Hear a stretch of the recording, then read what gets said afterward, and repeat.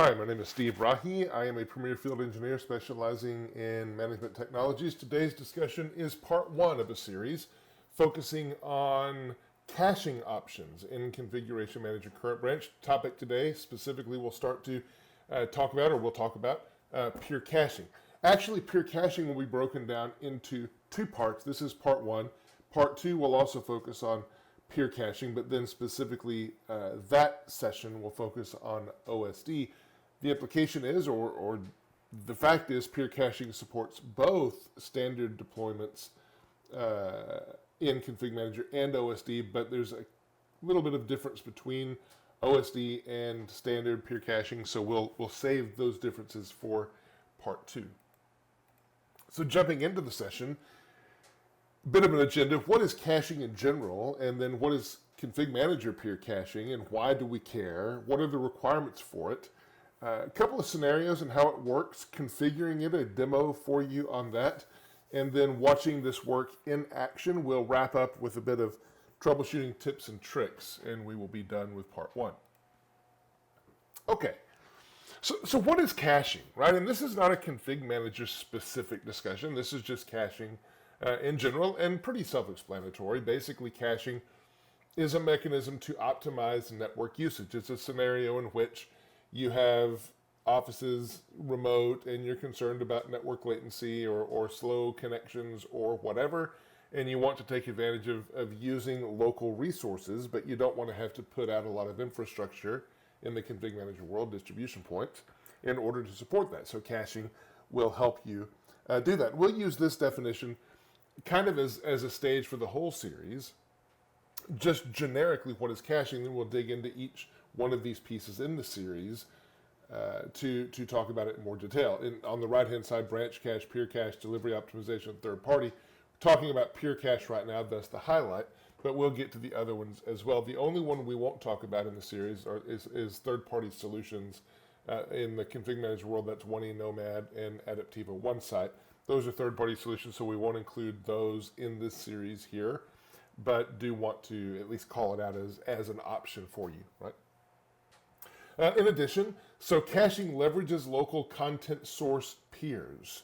Now, I'm using that phrase to describe systems that will provide content to peers on the network. Right? That's kind of my phrase that I use to describe it in ConfigMgr. If you look in the logs, even though this isn't yet a ConfigMgr specific discussion, this is just generically what is caching. If you look at the ConfigMgr logs, you will hear or you will see the term super peer. So this is one that actually can host content, and the super peer vernacular the super peer kind of adjective is really describing specifically a system that's configured for peer caching, right? So if you see super peer, that's referring to peer caching.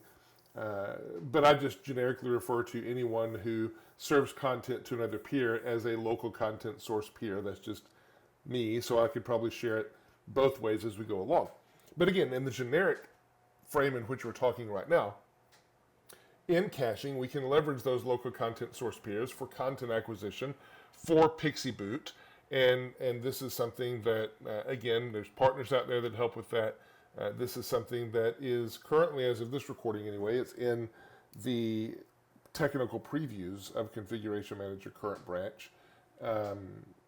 The Pixie Responder Service is what it's officially called, right? So, but that's definitely a place where content will come from, boot images, things of that nature. Also, caching, to make caching work, you have to be able to define and group the peers where you want caching to happen, generically speaking, with things like branch cache and third-party solutions and so on. You typically think of subnets doing that definition. So if you have clients on the same subnet, then they can share content with each other. In the peer caching world, that is not the way we do it. We do it with boundary groups. So that, again, is a kind of a ConfigMgr specific topic coming into this generic discussion of caching on this slide, but something to be aware of, and we'll call that out more as we go along. And then finally, what is caching? Enables reduced infrastructure in the ConfigMgr world. That is distribution points and other caching discussions. It could be other things, right? But that's generically what it is. Now, what is ConfigMgr peer caching now being specific and turning our page to be specific in ConfigMgr? Well, potential peers, so same thing. We're going to be doing caching, but we're going to be using the peer caching mechanism. So what is the mechanism to define who the potential peers might be? It's a combination of boundary group settings and boundary group membership. So we'll talk about how those two are working together or can work together as we go further a little bit. This is a solution native to ConfigMgr, so there is nothing else you need to install. It's in ConfigMgr, supports all kinds of content lookup, including OSD. Again, we'll get to that in session 2. So it's a native tool. And why do we care? Again, because it is native. It doesn't have any additional cost associated. It's self-contained. It's available for you to use today. We care because it helps us reduce our infrastructure footprint. Again, in the ConfigMgr world, that's distribution points. Also helps us reduce network traffic of downloading whatever we're going to download. Some of it can be pretty big, right? And then finally, decreasing content download times. If we have big content, it's cached, or even whatever size content, if you can get it from a peer versus going across a slow network link, it's going to be much faster to acquire that content. What do we require to set this up? One of the requirements is to have your super peers domain joined. So these would be what, again, I refer to in the previous slide as content source peers. Those that will receive the content and seed the or store the content and make it available to others are your super peers. Those systems must be domain joined. Now, that doesn't mean that the peers that would retrieve content from the super peers have to be domain joined. They don't. It's just the super peers that need to be domain joined to store that content and so forth. You do need to have boundary group configurations. Now, this is an interesting topic because some networks are sufficiently complex that maintaining boundary groups is a bit cumbersome. I'm thinking of several customers right now that are in this situation. In fact, many of them don't even run with boundary groups, and that works fine because of the way they're configured. You do need boundary groups here, but there's ways to optimize the boundary group so that you don't maybe have to be as finite about it and be as exhaustive in figuring out your network as you can, right? So I'll say this here, and I'll probably jump ahead and say it again later. But specifically in the boundary group configuration, that is the caching boundary for peer caching. And so the idea is if you are a content source peer or a super peer within a boundary group, then you are able to serve content to any other system in that boundary group. But there's also configurations on the boundary group, I'll show you, give this in a minute, where you can specifically say, yeah, these systems are part of the same boundary group, but I don't want these systems just because they're part of the boundary group to be able to share content back and forth. Instead, those systems need to be on, sharing content need to be on the same subnet within the boundary group. So it helps you further refine, and it also offers you some opportunity. And that opportunity is, if you have a very large network, instead of having to pull all of the subnets and subnet ranges and things like that and be very specific on the boundary groups and have hundreds of boundary groups to define different configurations, you can maybe reduce the boundary groups and have 4 or 5 really large boundary groups, or 10 or 8 or whatever the number is.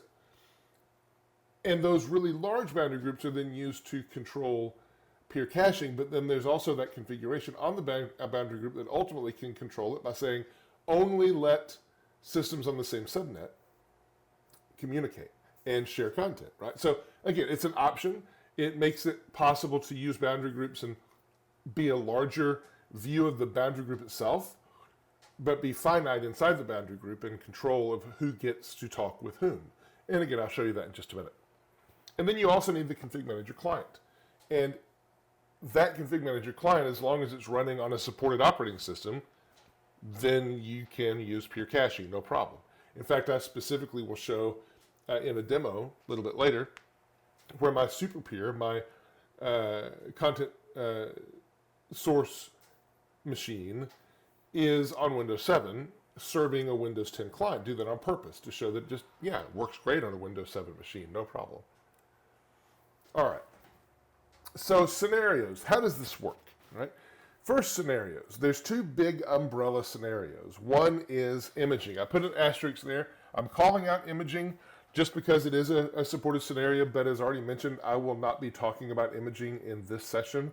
That will be saved for session 2, where we will dive into the uniquenesses and how to set up imaging. Works with standardized imaging, pre-staging content to content source peers works that way too. And then the second big umbrella is standard deployments, anything besides imaging, right? So how does it work? How does ConfigMgr work with this whole content location scheme to figure out where a client needs to go in order to get content? Well, when we're talking about peer caching, the assumption is that there's at least one peer, one super peer, one content source peer that has this content to serve out. If there is nobody that has the content to serve, well, at least one machine will have to download that content from a traditional distribution point, right? Once that client has the content, a super peer is enabled with the content, has it, then we use this content location selection priority. So if your client is on a DP, then we will prefer that DP. If it's a peer in the same subnet that has content, we will prefer to go to that peer, even over a DP that's in the same subnet.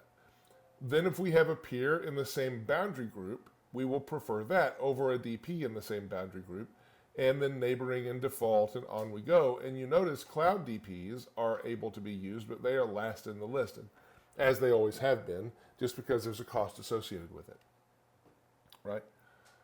So we'll see this work to about this stage in the demo that we'll do here in just a minute. So how do we go about configuring this? Well, to drive this discussion, let me bring in the lab, and we will go that way. Okay, so let's pull this in. I'm going to close this window where some updates are showing up. All right, so first, boundary groups, right? So I've already talked to you about boundary groups, but let's go look at them specifically. And so if I go into hierarchy configuration and boundary groups, okay, so I have a couple of boundary groups. Let me just look at the properties of this one. Well, first of all, the boundary group defines the scope under which caching can happen. So within a boundary group, if you're looking at the boundary group as a whole, and this rule is true regardless of whether you're looking at it as a whole or not, you do need to have at least one content source peer in a boundary group in order for that boundary group to be able to be used for peer caching at all. Now, once you have that, then you can consider your network configuration, consider your specific scenario. Should you be looking at the boundary membership as a unit, meaning anyone in that boundary can talk to the super peers that are in that boundary group? Or should you be looking more finitely or more focused at the boundary group and what it contains, and make a decision about, even within the boundary group, what are we going to focus further? And specifically, that's here. Allow peer downloads in this boundary group. So that's even more of a option that we can start with. By default, all boundary groups are enabled for peer sharing. But you don't have to enable that. If there's a boundary group somewhere that you want to exclude from sharing for some reason, you can do that. Just turn off this box, right? But then if you want to be more specific and say, hey, even within the boundary group, only use peers within the same subnet, that's where this checkbox comes into play. Now, in my lab, it's very simple. This isn't turned on. All I have is one subnet, so it's really not a problem for me. But in complex environments, it could be, right? We're talking about boundary groups here, and so as a part of talking about boundary groups, we have to also think about fallback and how that works for being able to get content out to your super peers. Right? There's a whole strategy that we'll get into about how you do deployments. We'll actually talk about that next. But just here, while we're here, regardless of how you do your deployments, you will need to get content out to your super peers so that those super peers can cache it and be able to share it around to others that need it. And so one of the considerations is the idea of setting fallback on your deployments when you push those deployments out, right? Because if you do enable fallback, if you send a deployment out to a super peer and tell it that you can't fall back to a DP that is not within your boundary group, what if that boundary group the super peer is in doesn't have any DPs defined? Another way to say it, if your super peer is in my boundary group here, I'll just use a specific lab group. If I have a DP or a super peer in the lab group boundary group, but I don't have any preferred traditional distribution points in that boundary group, and I also don't set fallback on my deployment, then that super peer is going to get the deployment and not be able to do anything with it because it cannot get the content from a distribution point, right? Just a consideration to understand, right? And if you then send a deployment out to a group of systems that allow fallback universally, then it's conceivable that some other systems due to policy polling cycle, and again, the way you do your deployments, more on that in a minute, will start to receive the content before the peer does, and so you'll have more traffic across that network link, and at least initially, than you would once the super peer downloads the content. So just understand the implications of fallback and factor that into your specific configuration. Okay. So that's talking about boundary groups. Now, what about enabling peer caching in general? Okay. So the way we enable peer caching is through client settings. And I have an enable peer caching client setting here deployed to a collection of one machine that has peer caching turned on. So here we go, enable ConfigMgr Client Full OS, yes. And also I'm changing the maximum cache size. Why am I changing the maximum cache size? Because if you have peer caching enabled, the idea is that you expect that machine to need to hold on to content longer than other systems because it's going to be sharing it with other systems that might need it, right? So just keep that in mind as well.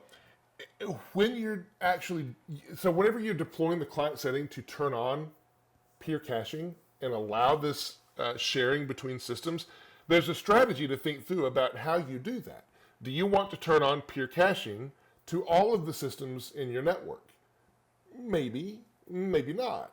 Probably not, right? Because peer caching works great whenever you have the disk space to accommodate it, and you have a sufficiently powerful system that it's not going to be impacted by having other systems connect to it. But that may not be the case for every system you have in your environment. You may have some low-powered machines, maybe some embedded systems or similar. You may have some systems that don't have sufficient disk space. So it may be that you want to turn peer caching on to 80% of the systems, and the other 20% no, right? You can control that with the collection membership that you use, the criteria for it, whenever you build a collection of systems that will be super peers. Or it may be that you just want 5 or 10% of your environment to act as super peers. Again, that strategy is really up to you. How you enable this, how you adjust your cache size, up to you. I've actually got a collection down here, enable super peers. Where I set that up, again, it's just one machine, and it's my Windows 7, well, if I can get my system to refresh, it's my Windows 7 system that's in here on purpose. Come on, refresh. There we go. So interesting, it's not showing online, but it will be. I just powered these VMs on, so that's probably why. Either way, right? So along with your strategy about who will be content source peers, who will be super peers, comes along some strategy around your deployments as well. So I will mention this here. Okay. So if you set up a scenario where only 5% or so, just to pick a number, of your environment, a limited section of your environment will be super peers, then you have to also build a strategy to make sure that those super peers get the content. We'll talk about that in just a minute. If you set up a strategy where the vast majority of your enterprise is going to be super peers, then you may or may not need to do anything to manage that content on the super peers, right? So again, we'll talk about that more in a minute. So once we have the super peer actually configured, then we can go and validate that the super peer is actually running and ready to serve content. So I have a Windows 7 machine, as I mentioned. So let's just go into that Windows 7 machine and validate that it is turned on to be a super peer. So I'm going to pull that into my lab and apologize for the resolution. It is Windows 7. Okay, so let's open up. I'm going to use WMI Explorer to do this because it's just easier. And I'm going to connect to my local machine and go to CCM. CCM. Come on. If I can get it expanded. There we go. Machine or policy, and then machine and actual config. Machine, actual config. Okay, I'll double click on that. And so in machine actual config, there's a setting called CCM super peer, which is where the name comes from that I've been saying, super peer client config. Double click on that. Here's one instance. And so you can tell right here that I have different things configured. Let me see if I can move this away. Yeah, can be super peer, true, right? And then scrolling well, okay, so this is enabling super peer. There's other settings for your cache size and so on, but this will tell you at least that this system has received the instruction to turn on the ability to be a super peer, right? So we've got it turned on now. We're about to see it actually work. And here's a diagram of kind of how it will work before we get into the minutia of it. So here's a group of systems that all are going to be in the same subnet as this super peer.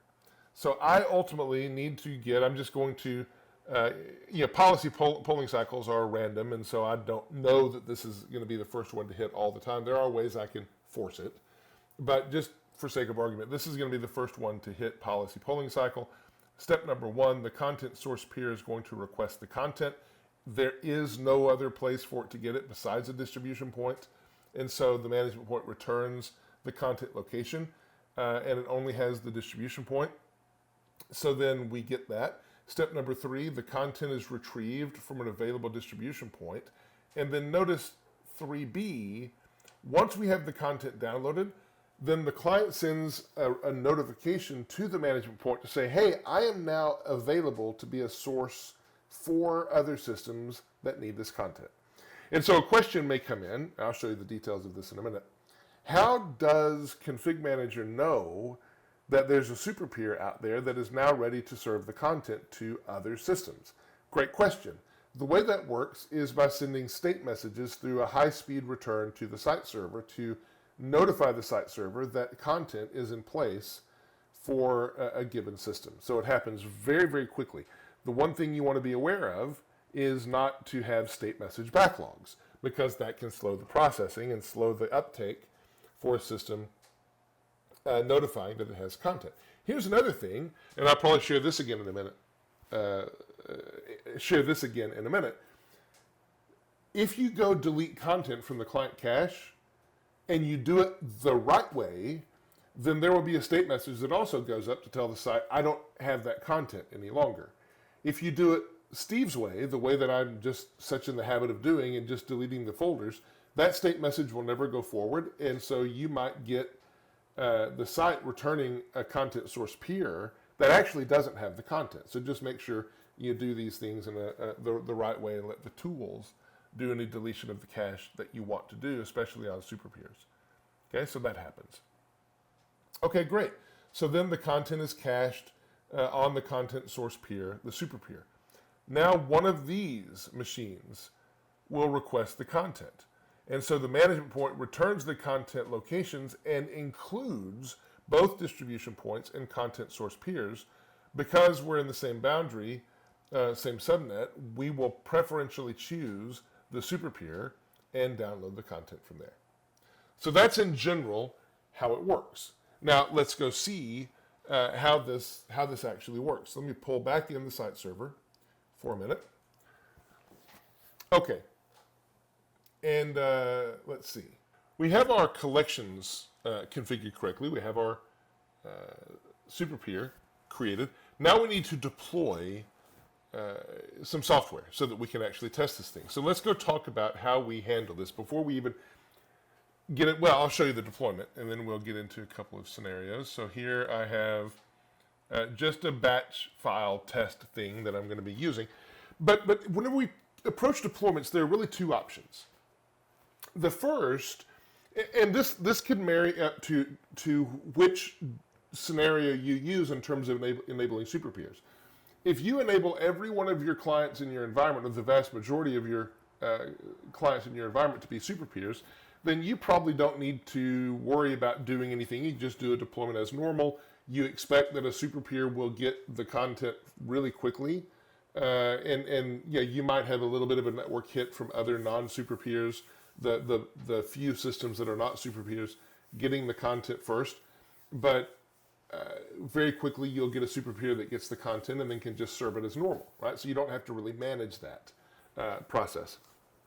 But it may be that you enable the peer caching with just a small percentage of systems in your environment. So you decide to manage the process of maintaining the content in those superpeers yourself. Either way is fine, and it can work depending on the scenario. So here's my content. But before we get into actually deploying the content, let me show you an example of how you might, if you do choose to manage the content yourself and you want to have control at that level of what gets into the cache, what versions of software gets into the cache, those kinds of things. Right? One of the ideas is that you can use a task sequence to manage the process of loading that content into the cache. So I have a task sequence here that you can use task sequences to totally manage what's in the cache. And so we typically think of task sequences as imaging.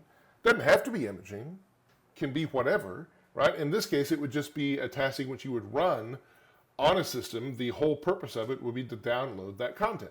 And think about it also this way. If you have the vast majority of your systems configured to be superpeers, then it stands to reason when you do pretty much any deployment, you will hit some superpeers, right? You have to be careful to make sure that's the case, but it stands to reason that you would. If you have only a small percentage of systems that are enabled for superpeers in your environment, then it stands to reason that you will have a hit and miss kind of scenario depending on the deployment.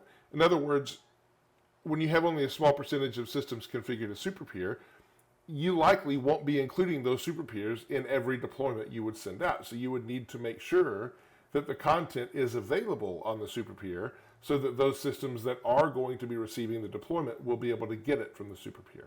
So a way to do that is to use a task sequence. And so this is a very simple task sequence, seeding my superpeer, 3 steps really.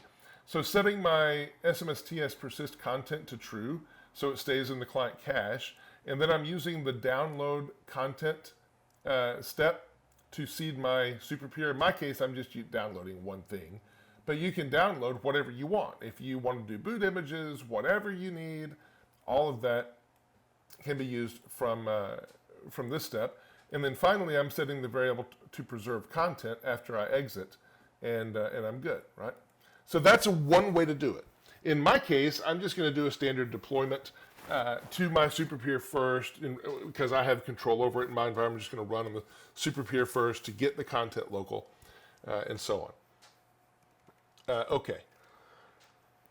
So let me go ahead and pull in my Windows 7 machine, which is my superpeer, and go ahead and run my deployment. So if I look in the cache of the system, I don't recall whether it has content in it or not. It doesn't. Okay, so we're completely clean. So if I then go to Software Center and look, I will have software here ready to go, downloaded to me so that I can install it. Okay, so here we are. And so here's my seed super pure task sequence. That's not what I'm going to run here. I just have this simple batch file test, and I'm going to reinstall it just to get the content downloaded. So it's downloading, and now it's in my cache, and you see it's all here, right? So if I go into the logs, I'm going to go ahead and close this out. If I go into the logs, I can sift through and see where this actually came from. So looking at the standard log locations, two that I want to really focus on. First is the CAS log. And if I look, it will show me that I found one location, a standard distribution point where I can pull it from. No other places have been found at all, right? So if I go into Content Transfer Manager, I will also see that same thing. Just go in there, Content Transfer Manager. Let's check it out. So I will see that it's starting the job and where it's going to get it from. So downloading, actually I don't think this is verbose and debug logging turned on. So, but it's downloading. And then if I go to Data Transfer Service, I can see that as well, and it's referencing just the standard distribution point for downloading content. So I'm good. And so that's hopefully a reminder to me when I get to the other system to make sure it has verbose and debug logging turned on so you can see the difference. But if not, hopefully I remember that. If not, I probably will remember it when I look at the logs. So we've seen, now we're completely good to go. We have the content. This is our super pure. It got it from a distribution point. So let me pull in my Windows 10 system, and then we will see what happens there. So first things first, I'm going to make sure that the content is not here that I'm trying to get. So let me look in the Windows CCM cache folder. And in fact, the cache folder is empty, so we're good from that perspective. And then also, just to make sure, I believe verbose and debug is enabled here, but just make sure. So go into the registry, and so I do see that I have the debugging logging key.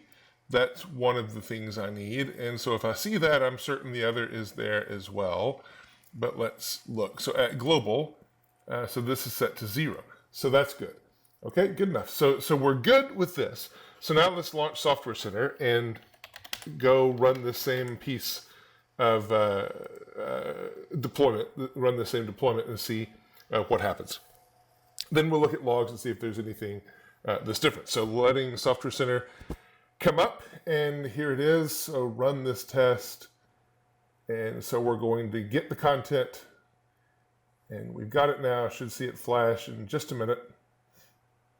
And then we will we'll be good.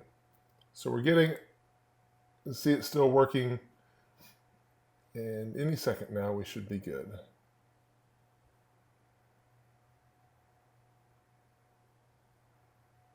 It's taken a little bit longer to download, which makes me think that this is going to get what I think it's supposed to get, so that's good. So the content's here. Now let's go and look in the logs, and we will start in the CAS log, just like we've done on the other. And so in the CAS log, and this is in Notepad, but that's all right, we'll just scroll down. In the CAS log, we see references here to pulling the file. Let's see if we can quickly scroll up and find the reference to where we're getting it from. I can keep scrolling, but that's okay. So let me go directly to, just so I don't have to keep scrolling, let me go directly to Content Transfer Manager and Data Transfer Service, where we can see that right away. So Content Transfer Manager will say where we're actually getting this from. So scroll up a bit, and right here, this is now coming from not my distribution point, but my my client peer, and I see that it's CCM branch cache dollar. So don't be fooled by that. This is not branch cache working. This is actually peer cache, but it's just referenced that way. And so let's scroll on up. So persisting locations, here we get both, just like we're supposed to get both. We get the traditional distribution point, and we get our peer cache location. And you see the order of 0 over here for CTM job in the order of 1 for CTM job. So CTM job is getting both, and you'll see in the return, this is a subnet peer, right? And so we're going to go ahead and use that one preferentially based on the selection logic, and we're good to go. And so just as a extra level of seeing things, so we can go to the data transfer service log and scroll down, and then we'll see actually the files getting transferred, and you can see they're coming from the peer cache through bits and so on. So that easy, we did in fact pull from peer cache preferentially and work just the same as before. But there's another piece to this that I want to show you. So the first thing I need to do is go ahead and reset this again and get rid of the content. I'm going to run this thing one more time and take another level at this. So let's get rid of the cache information. Delete files. Yes. All right, good enough. And then I want to run this again. But before I do, I want to actually make sure on the management point that, let me pull this back out and get back to the site server, which is the management point. I'm pretty certain this one's set right now to have verbose and debug logging turned on, but let's be sure. And so for those who aren't maybe familiar, the client and the management point share the same framework. And so turning on verbose logging for the management point is the same process as turning it on for the client. So let me go to CCM, look at logging, and look at global first. And in fact, verbose logging is turned on here. And we also have debug logging. Do we have that entry here? We do. So we should be good from the management point perspective. So what I want to do is run this again. And this time we're going to look at it from the management point level. Just click reinstall. So I'm going to let that go ahead. And so what's happening is we're going through a normal location request, just like we did before. And this just ran. And so we're good to go, right? And so let's just confirm again what we thought or what we think should have happened. And that's it came from our Windows 7 machine. I'll just take a look at data transfer service here just to confirm that real quick. And looking here, indeed, it came again from data transfer service, so that's cool. And so let's then trace this. So what happened was, one other place I'll show you real quick. When the client goes and asks for the content, it actually does a location request. And you can see that location request in the location services log, part of it anyway. So you can see the location services log here. And then if I trace that back up a little bit, let's see if I can find that. Content location reply. So that's probably the one, yeah, that I care about. So that is the content location reply. This is actually easier to see whenever you do have trace going on, but nevertheless, it is here. Let me go ahead and cut this. So this is the reply actually coming from the management point whenever the content location request is handled. So I'm going to open up another instance of Notepad and just turn on word wrap so that we can see this a bit better and paste that in. So this is the location request reply, right? And you can tell that it's seeing that we have as an option our peer cache, system and all that. But how does this location request actually get processed? How does it happen to return this value on the client? So to answer that, we can go to the site server.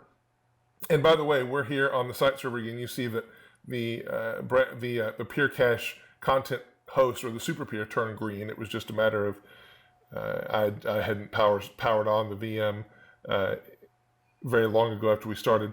Anyway, so to look at that, I can look at the log, the corresponding log for location requests, and that's under on a management point where the management point installed first.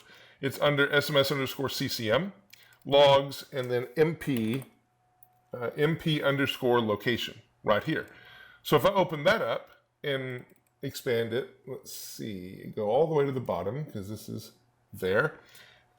Scroll up. So basically here's the processing for it. And so you can see a couple of things. First of all, this is one of two stored procedures. This one is the first stored procedure. So this stored procedure has always been around to find the content location when we had traditional distribution points, before we ever had the option for peer caching. And so that's what this returns, is traditional distribution points. But now that we have peer caching, then we have this distribution point, or I'm sorry, this stored procedure as well, that will look to see if we have any super peer information available to us, right? So I'm going to copy that to the clipboard. The one thing also that I want to do, we're going to dig into, I'll show you this in just a minute. Won't do it yet. But the other thing, I'm going to pull the client back in, the Windows 10 client. So the Windows 7 client, not the Windows 10. I want to show you the super peer machine. So you saw that we downloaded the content, we put it in the cache, and you saw just from my Windows 10 machine that we did retrieve it from this super peer. But the question is, how does this super peer tell the site that it now has the content? And the answer is that as soon as the content is cached, it will send up a state message. And so let's look at that in CCM and logs. And this might have rolled a little bit, but let's go see if we can find it. So state message, right? And so let's see. So let me try to sift through this just for a minute, because there's a whole bunch of state messages that go back and forth. And I want to find the right one. Actually, it's probably faster for me just to go find the ID of that content and then look for it here. So let me go get that ID and I'll come back and look for it by that number. So that is SAP0002F. So let's go find that. To Foxtrot and go up. Okay, so basically, this is a state message. So whenever you add content to the cache, and it's a peer cache super peer, we will use a state message to say this content is now in the cache. Whenever you delete the content from the cache, we will also send a state message to say this content is no longer in the cache.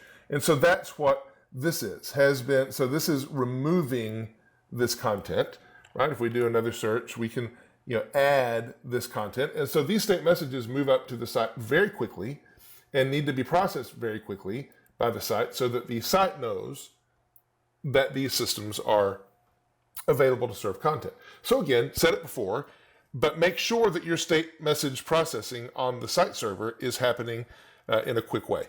All right. And last thing that I will show you about state messages, let me pull this system out again, minimize it, and I will also get rid of this system temporarily, get rid of it. I want to show you a sample state message. So let me pull that in. So typically you're not going to capture state messages. This is an SMX, but I captured it here for you to show you that even in the state message right here, this is an older package ID. It's just one that I've kept around to show you.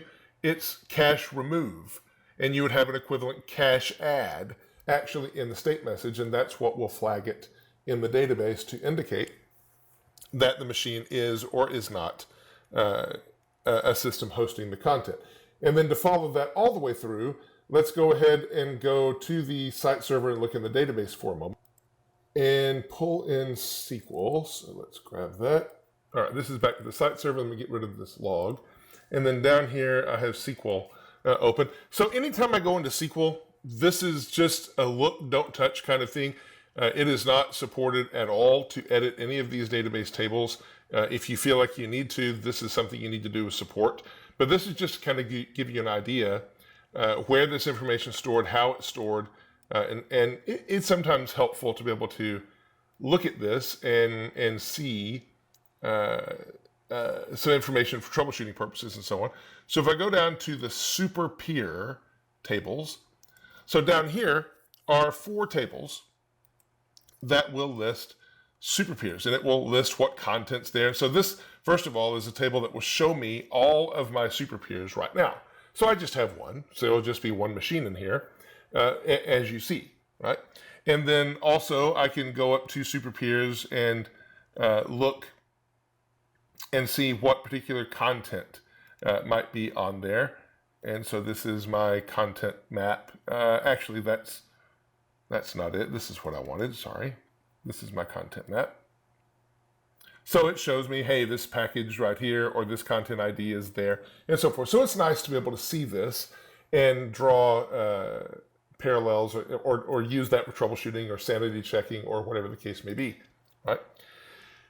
Last thing as we're walking through this, so just like most components, the peer caching piece has available reporting as well. It looks like my console is frozen, so let me close that and relaunch it. Hang on. Okay, relaunch. So if I go to monitoring and look under reporting for reports and search for peer cache, or just peer, that's probably enough, I will have these 3 reports. So peer cache source content rejection, source content rejection by condition, source content rejection details, right? So at least I can monitor and see how my peer caching solution is doing for me and what kind of hit rates I'm getting, any challenges with it, and so on. So that's kind of an end-to-end through peer caching. And again, we didn't talk about OSD. We will talk about that in the next session. But you hopefully have an idea now kind of how peer caching works and some elements you might need to think through and decide for your environment, right? And so let's kind of start to wrap things up. So peer caching, troubleshooting tips and tricks. We've talked about a number of these already, but we'll just kind of highlight them again. So in terms of troubleshooting, we do have a number of things that are at our disposal to help for. First, whenever you're looking in the client logs, you can tell if the client is using a peer cache location by the URL that is listed for where the client's going to get the content. It would have that SCCM _branch cache $ in the URL. There's the SMSTS log. In the case of OSD, we're not talking about that. There are the traditional content location logs, the CAS log, the content transfer manager, the data transfer service logs. And then in the case of letting the site know that a given super peer has or does not have the content, that's the state message log on the client side.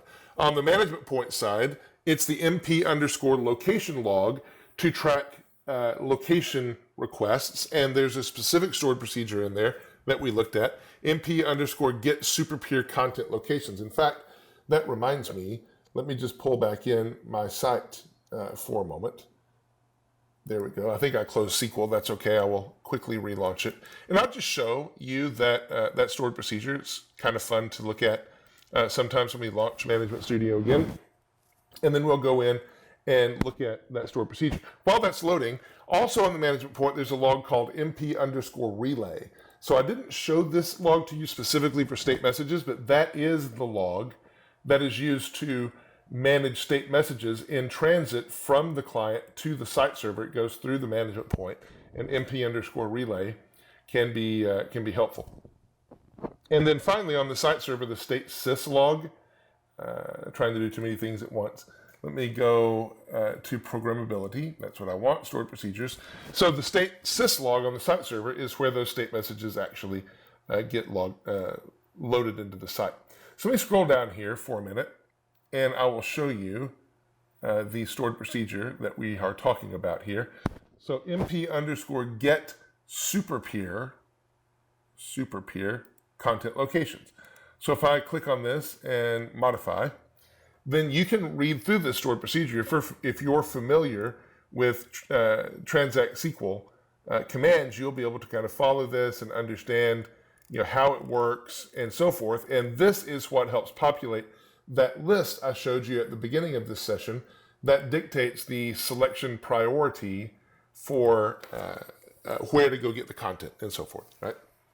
Okay, so that's the logs. And then in WMI, I showed you where you can go into WMI and verify on the client side that a client is or is not valid for being a super peer. That's in root CCM policy machine, actual config, and then the class is called CCM_super peer client config. You can look at that. There is one as well for OSD, but we'll talk about that next time whenever we talk about OSD. And then finally, Just a trick, a little tip here in terms of previous versions of Config Manager. This is hopefully long in the rearview mirror, right? So content source peer rejects requests for content. So you might have a machine out there that's going to reject the request for content. And I believe this was as of 1702, and past that it's fixed. But this is specifically for OSD, right? And so peer caching for OSD was introduced into the product before standard peer caching, like we talked about today, was there. So it would make sense that it would be around 1702. Nevertheless, prior to then, if a machine was in low battery mode, or the CPU load exceeds 80% of the content time, or disk I/O had a greater than 10 average queue length, and maybe some other scenarios such as no more connections on the workstation, then in fact we will reject that system. In fact, I said this wrong when I described it. As of 1702 forward, these are now considerations. So we don't want a machine that is in a low battery condition to act as a peer cache, so we're going to exclude it. If the CPU load is above 80%, we don't want that system acting as a peer cache machine, so we will exclude it. If disk I/O is really, really heavy, we don't want that machine acting as peer cache, so we will exclude it. Prior to 1702, those checks were not in there for OSD, right? So sorry I said it wrong at the beginning. Hopefully that makes sense, right? So all that said, and the demo's done, that wraps up what I wanted to share in terms of peer cache for this session. We will talk about peer cache again in session 2 coming up next, and we will talk about it then, and see you next time.